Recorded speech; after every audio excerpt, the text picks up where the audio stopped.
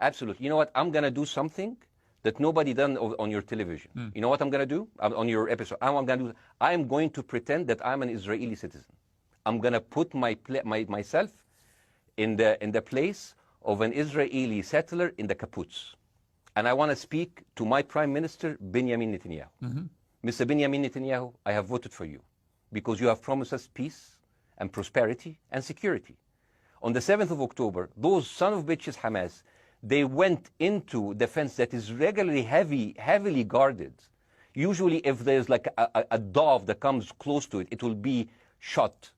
Those people went in, and they went for 6 hours before IDF forces was deployed, killing our friends, our families, kidnapping our grandmothers and babies, and went in. I want to ask you, Mr. Prime Minister, after you have fractured the Israeli community and you have fucked our courts, our Supreme Courts, what are you doing with the money being given to you, to the United States? Also, you are carpet bombing Gaza with absolutely no regard to our hostages, our people. I heard a rumor in the kibbutz that you're doing that you let that happen as an excuse to carpet bomb Gaza, so you push them into Sinai. And I didn't believe that. It's like, not my Prime Minister, he can never do that. And then I watched an interview for Danny Ayalon. He was your chief advisor. He was also the Israeli ambassador to the United States. And you know what he said, Mr. Prime Minister?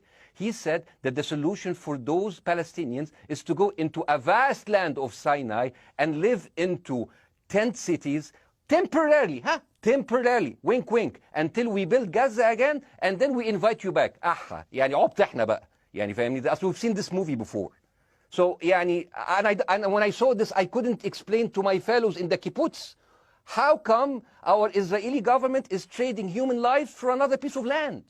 So as an Israeli citizen, I need to hold my Israeli government accountable. And as an American citizen, I want to know all of these money that we are giving to Israel. We're giving them $4 billion every year.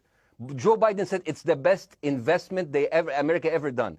Well, if I am in the place of Joe Biden, I would say, sorry, don't speak. I would say, if I was Joe Biden, I would go down and whisper in the ears of Netanyahu and tell them, I hate bad investment. They haunt me, like Littlefinger in Game of Thrones. But the thing is, this is the problem. Israel always victimizes itself, and I have never seen a victim putting their oppressor under siege and bombing them 24/7. Israel wants you to believe that they are the victim.